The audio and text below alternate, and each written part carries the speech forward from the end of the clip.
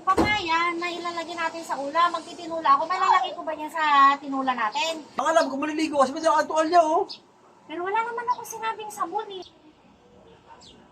Yan. Ano? Hindi ka nga ng papaya. Papaya? Malaki maliit. Maliit lang. Pwede susihin mo ito muna. Ano pala dyan? Pwede ito. Okay po. Maliit lang ha?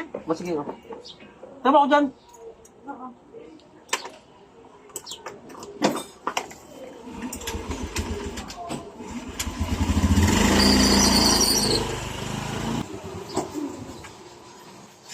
Hey! Ito na papaya mo. Saan? Ito. Ba't ang ganda mo na? Hilig mo pa pang paganda, ah. Yung pampaganda. Ano yan?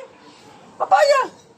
Sabi ko, papaya na ilalagay natin sa ulam. Magtitinula ako. Malalagay ko ba yan sa tinula natin? Ang alam ko, maliligo kasi may dala kang tuwalya, oh. Pero wala naman ako sinabing sabon eh. Aanuhin ko to ngayon. Di ba ito ginagamit mo na, na sabon, papaya?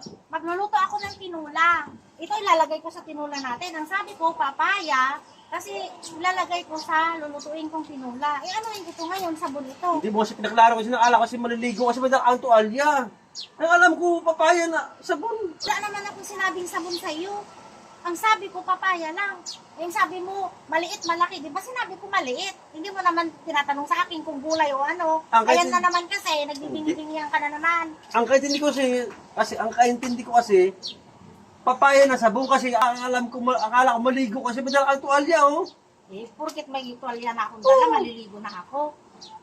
Eh, ano nga yung gagawin ko dito? Eh, Hindi mo- magtitinula ako ng hindi mo ulam natin. kinaklaro Ito kasi- ilalagay ko.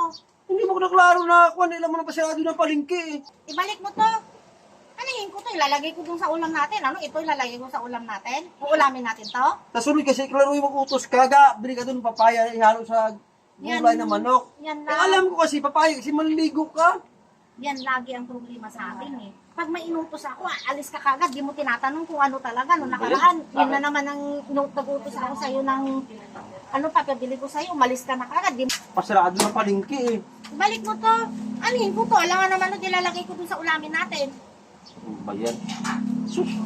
Kasunod kasi, klaruin mo, sugutos ka. Sabi mo, bili ka doon papaya kasi magulay tayo ng manok. Hindi dapat tinanong mo din Ganun. kung anong klaseng papaya yun. Para alam ko anong piling ko, hindi yung... Ako na lang lagi yung mali kasi pag uutusan ako. Pag inutusan ka kasi, alis ka kaagad, hindi mo Ayan. tinatanong. Kita mo lang may kwalya Sabi ako. nga eh. Papaya na sa